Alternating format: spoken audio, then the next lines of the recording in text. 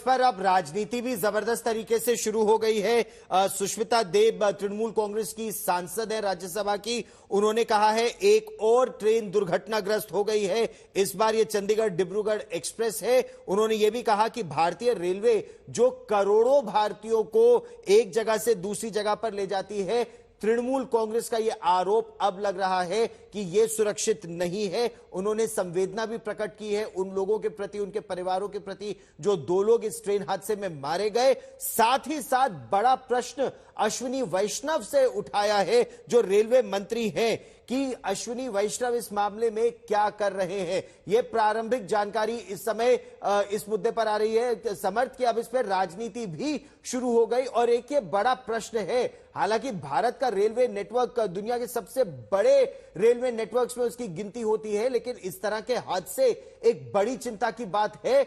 आधुनिकीकरण बहुत आवश्यक है, लेकिन जो एग्जिस्टिंग ट्रैक्स है उनकी सुरक्षा, एग्जिस्टिंग ट्रेन जो इस समय ट्रेनें चल रही हैं उनकी सुरक्षा बेहद जरूरी। बुलेट ट्रेन भी चाहिए और अभी जो ट्रेनें हैं वो भी सुरक्षित चाहिए।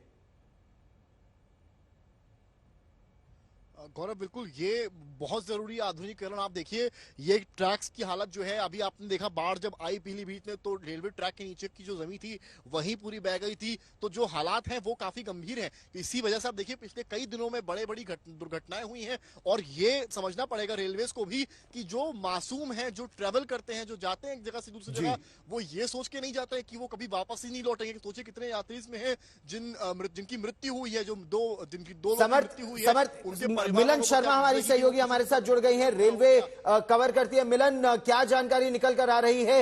रेलवेज इस पर अभी क्या कहना है? बचाव कार्य कहां तक पहुंचा है मिलन?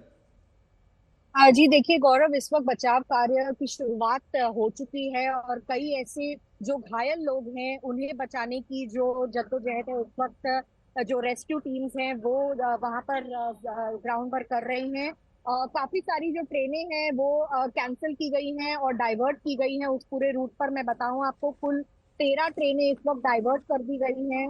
और अलग अलग डिटेल्स अभी सामने आ रहे हैं, जैसे 2 लोगों की जो मौत हुई है वो कंफर्म्ड एक नंबर हमें रेलवे के ऑफिशियल सोर्सेज से पता चला है। 20 से 25 लोग अभी घायल भी हैं और घायलों को सबसे पहले सहायता वहां पर दी जा रही है, क्योंकि रेस्क्यू ऑपरेशन का सबसे पहला जो उद्देश्य है वो यही है इस वक्त ग्राउंड पर।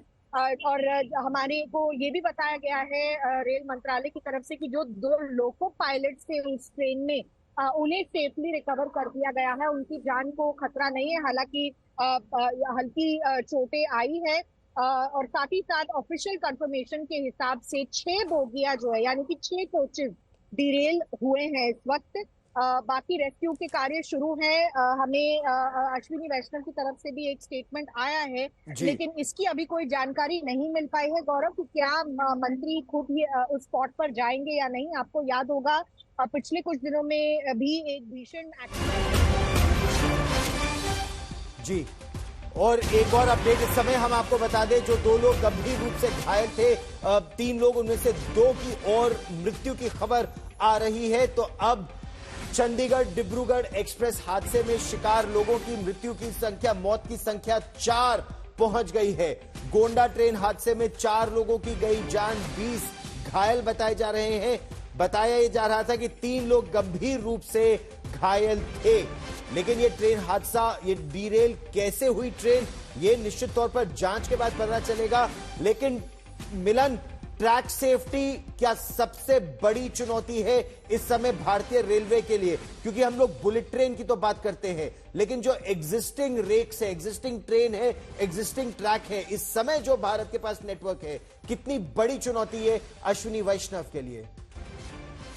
गौरव, जाहिर सी बात है, आप बिल्कुल सही कह रहे हैं, क्योंकि कहीं ना कहीं ट्रैक लेइंग प्रोसेस में जो लापरवाहियां हो जाती हैं कभी कभी, उसके कारण बड़े हादसे हो जाते हैं। हमने पिछली बारी भी देखा कि किस तरीके से पूरे रेलवे के नेटवर्क में बहुत सारे ट्रैक्स को दोबारा से चेंज किया जा रहा है। एक नए ट्रैक लेइंग प्रोसेस चल रहे हैं, लेकिन उसके लिए कई बार हमें ट्रेन्स को रोकना पड़ता है और वो एरिया बंद करना पड़ता है। लेकिन जब काम साथ ही साथ चलता है तो ना हम ट्रेन रोक पाते हैं और ना हम ढंग से ट्रैक लगा पाते हैं। तो रेलवे सेफ्टी एक बहुत बड़ा मुद्दा बन गया है और इसको लेकर जो लगातार सवाल हैं वो खड़े हो रहे हैं।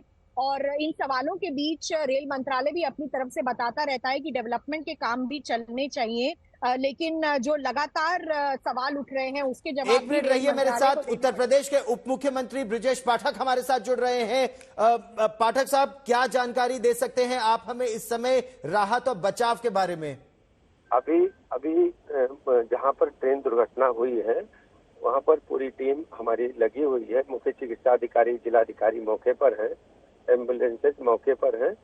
2 मृतकों की सूचना मिली है कैजुअलिटीज की, और 2 लोग गंभीर रूप से घायल हैं, और जो शेष घायल हैं उनको निकाल करके हम हॉस्पिटल तत्काल पहुंचा रहे हैं पास के सीएचसी में। उनको प्राथमिक उपचार दिया जा रहा है। हम हर स्थिति में सभी घायलों को ले जाकर के अच्छी से अच्छा इलाज उनका कराने का प्रथम हम प्राथमिक रूप से उनको हम अच्छा इलाज देने का काम कर रहे हैं। अभी कुल कितने घायल हैं इसकी सूची नहीं बन पाई है। हम एक टोल फ्री नंबर जारी किए हैं, इसके अलावा मोबाइल नंबर भी जारी किए जिससे उनके परिजनों को हम सूचना दे सकें।